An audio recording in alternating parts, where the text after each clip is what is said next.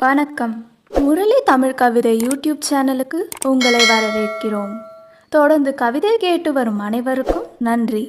இதுவரை நமது சேனலை சப்ஸ்கிரைப் பண்ணாதவர்கள் சப்ஸ்கிரைப் பண்ணிக்கொள்ளுங்கள். பக்கத்தில் உள்ள பெல் பட்டனும் அழுத்திக் கொள்ளுங்கள். கவிதை பற்றி உங்கள் கருத்தை கமெண்ட் பக்கத்தில் பதிவு பண்ணுங்கள். பிடிச்சிருந்தா லைக் பண்ணுங்க, ஷேர் பண்ணுங்க. வாருங்கள், கவிஞரின் குரலில் இன்றைய கவிதை மழையில் நனைவோம். வணக்கம். தொடர்ந்து எனது கவிதை கேட்டு வரும் அனைவருக்கும் நன்றி. இன்றைய நம் காணொளியில் காதல் வயப்பட்ட ஒரு இளைஞன் பாடுவது போல் இன்றைய கவிதை. வாருங்கள், கவிதைக்கு செல்வோம்.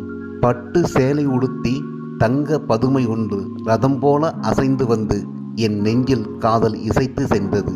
பட்டு சேலை உடுத்தி தங்க பதுமை ஒன்று ரதம் போல அசைந்து வந்து என் நெஞ்சில் காதல் இசைத்து சென்றது.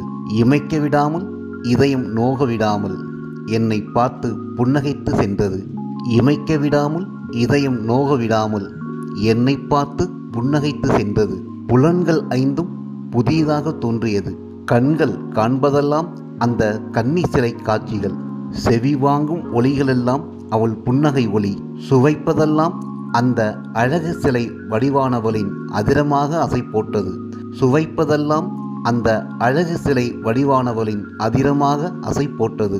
நுகர்வதெல்லாம் நங்கையவள் என் அருகில் நின்றபோது வீசிய வாசம், அதுவே என் சுவாசம்.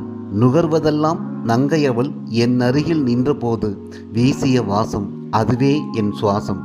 மார்கழி மாத மாலை காற்று என்னை தொட்டு செல்லும் போதும், மார்கழி மாத மாலை காற்று என்னை தொட்டு செல்லும் போதும், மல்லி மலர் இதழ்களை நான் தொட்டு பார்க்கும் போதும், மங்கையவள் என்னை கடந்து சென்ற போது அசைத்து சென்ற தண்டு கைகளின் பிஞ்சு விரல்கள் என்னை தொட்டு சென்ற நினைவாகவே தொடர்கின்றது. சிலையானவள் என்னை சிறையெடுத்து சென்றபோது நான் சிலையாகி அவள் பின்னே சென்றதும் மனசுக்குள் இன்பமழை பொழிந்ததும் எந்நாளிலும் யமன் வரும் நாளிலும் மறக்காது. எந்நாளிலும் யமன் வரும் நாளிலும் மறக்காது. பாவையவளை பார்த்த நிமிடம் முதல் புலன்கள் ஐந்தும் புலம்புகின்றது. பாவை அவளை பார்த்த நிமிடம் முதல் புலன்கள் ஐந்தும் புலம்புகின்றது.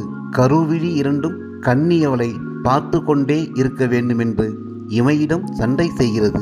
மூடவிடாமல் முல்லை கொடியிடையாளை எதிர்பார்த்து காத்திருக்கிறது. செவிகளும் எந்த ஓசையும் அம்மாவின் ஆசையும் கேட்க மறுக்கிறது. அவள் வாய்மொழிக்குதான் செவி மடிப்பேன் என்கிறது.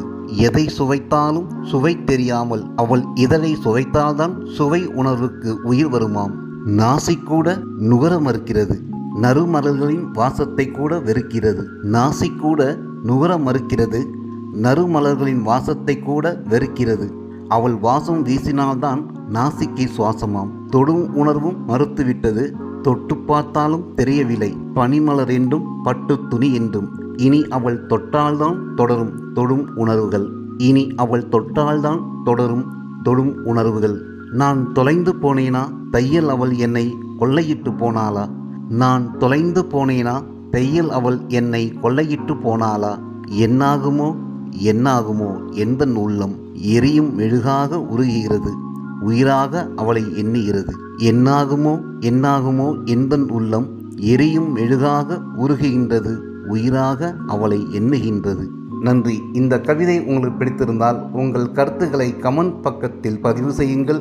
மீண்டும் வேறு கவிதையுடன் உங்களை சந்திக்கிறேன். நன்றி, வணக்கம்.